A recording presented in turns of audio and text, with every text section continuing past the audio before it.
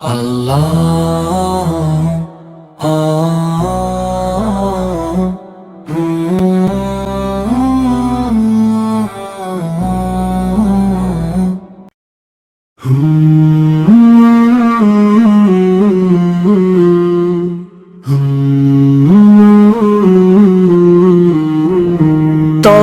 আল্লাহ বলবেন ফেরেশতাগণ, নবীগণে মুমিনগণ, সকলেই শাফাত করেছেন।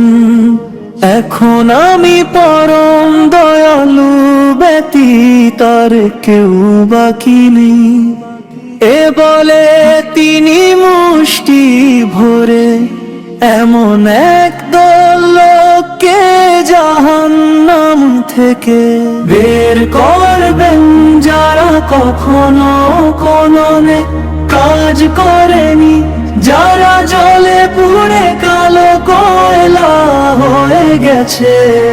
অতঃপর তাদেরকে জান্নাতে সামনে একটি নহরে ঢেলে দেওয়া হবে, যার নাম হলো নহরে হায়াত। অতঃপর তাদেরকে জান্নাতে সামনে একটি নহরে ঢেলে দেওয়া হবে, যার নাম হলো নহরে হায়াত। এতে তারা স্রোতের ধারে যেমন ভাবে গাছের বীজ গজায়, তেমনি ভাবে তাদের অঙ্গ প্রত্যঙ্গ সজীব হয়ে উঠবে। তখন তারা সেখান থেকে বের হয়ে আসবে মুক্তার মতো চকচকে হয়ে। তাদের কাঁধে শিল মোহর থাকবে, জান্নাতীরা তাদের দেখে বলবে, এরা পরম দয়ালু আল্লাহর মুক্ত কৃত দাস। আল্লাহ তাদেরকে জান্নাতে প্রবেশ করিয়েছেন, অথচ তারা পূর্বে কোনো আমল বা কোনো কল্যাণের কাজ করেনি।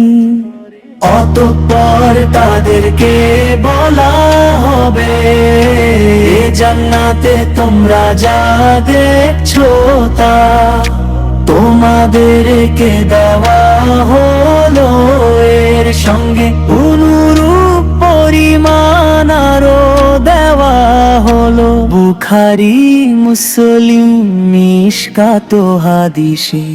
অতঃপর তাদেরকে জান্নাতে সামনে একটি নহরে ঢেলে দেওয়া হবে, যার নাম হলো নহরে হায়াত। অতঃপর তাদেরকে জান্নাতে সামনে একটি নহরে ঢেলে দেওয়া হবে, যার নাম